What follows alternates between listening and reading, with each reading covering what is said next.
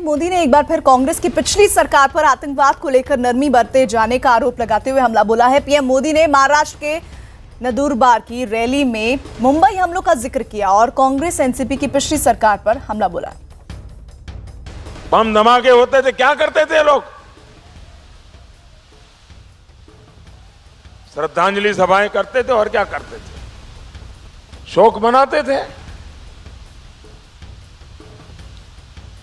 उनकी सरकार दुनिया भर में पाकिस्तान के नाम पर रोती रहती थी। देखिए पाकिस्तान हमारे देश में आके ऐसा करता है, देखिए पाकिस्तान हमारे देश में ऐसा करता है। लेकिन आपके इस चौकीदार ने क्या किया? आपके इस चौकीदार ने कांग्रेस एनसीपी सरकारों की इस डरपोक रीति नीति को बदल दिया। हमने आतंकी फैक्ट्री में घुसकर बिना किसी भेदभाव सफा चट करके आ गए। परिणाम आपके सामने है।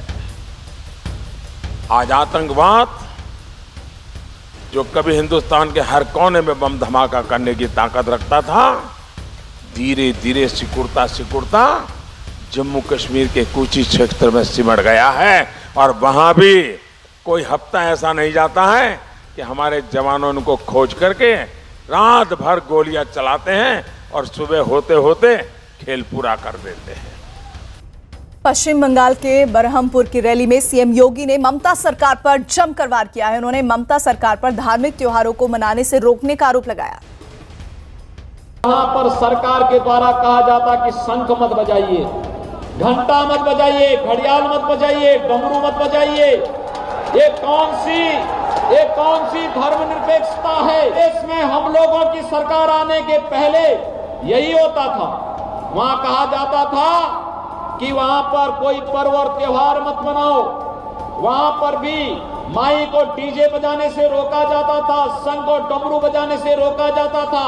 हमारी सरकार आई, हमने कहा कि अब प्रदेश में दंगे नहीं होंगे। हमने अवैध बूचड़खाने जितने भी इलीगल स्लॉटर हाउसेज यूपी में थे, इन सबको हमने यूपी के अंदर बंद करवाया। इधर बीजेपी ने दिल्ली में 4 सीटों के लिए उम्मीदवारों का ऐलान किया है, जिसमें पिछले सभी सांसदों को टिकट दिया गया है। लेकिन अब तक उदित राज के नाम की घोषणा नहीं हुई है। उदित राज उत्तर पश्चिम बीजेपी के सांसद हैं, लेकिन इस बार उनका टिकट काटा जा सकता है। उदित राज का कहना है कि पार्टी उनके नाम की घोषणा करने में देर क्यों कर रही है, उन्हें समझ नहीं आ रहा है।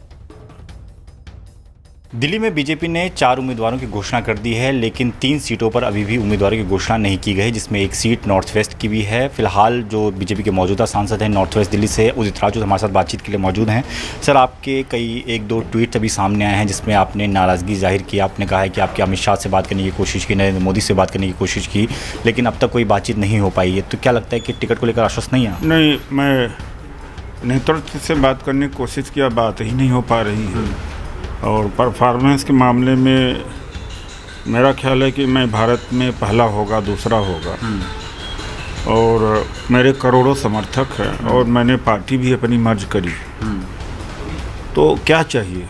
तो मेरा तो सबसे पहले घोषित किया जाना चाहिए था, और अभी तक घोषित नहीं किया गया। जेटली जी से बातचीत किया मैंने, और रामलाल जी से बातचीत किया, और मनोज तिवारी जी लगातार 3 महीने से कह रहे थे कि आप ही चुनाव लड़ेंगे। तो ऐसी परिस्थिति में मेरे ऊपर मेरे कार्यकर्ताओं का बड़ा दबाव है कि आप कोई फैसला लें। सर, नामांकन की कल आखिरी तारीख है, आज भर का इंतजार करेंगे, और अगर पार्टी की तरफ से घोषणा नहीं होती है तो क्या उम्मीद जताएंगे किसी और पार्टी चुनाव? नहीं, देखिए मेरे कार्यकर्ता क्या कहते हैं, मैं अकेले नहीं हूँ। तो मेरे कार्यकर्ता क्या सुझाव देते हैं उसके ऊपर निर्भर करता है। लेकिन अभी भी मैं बहुत ही पॉजिटिव हूँ कि पार्टी ज़रूर मुझे मौका देगी वहाँ पर चुनाव लड़ने का। और इस बीच अंतर्राष्ट्रीय खबर, श्रीलंका में हुए सीरियल धमाकों के बाद एक आत्मघाती हमलावर का सीसीटीवी वीडियो सामने आया है। आत्मघाती हमलावर श्रीलंका का रहने वाला है, जिसका नाम जहरान हाशिम बताया जा रहा है। आत्मघाती धमाकों से पहले संदिग्ध सीसीटीवी वीडियो में साफ देखा जा रहा है, जहां वो कोलंबो के शंग्रीला होटल के खाने की लाइन में जाकर खड़ा होता दिख रहा है। तो एक बार फिर से ये सीसीटीवी फुटेज काफी मददगार साबित हो सकती है। श्रीलंका से खबर और ये तस्वीर, जहां सीरियल धमाकों के बाद एक आत्मघाती हमलावर का ये वीडियो सीसीटीवी फुटेज हासिल हुआ है। आत्मघाती हमलावर श्रीलंका का ही बताया जा रहा है और नाम भी इसका जानकारी में आया है, नाम है ज़हरान हाशिम।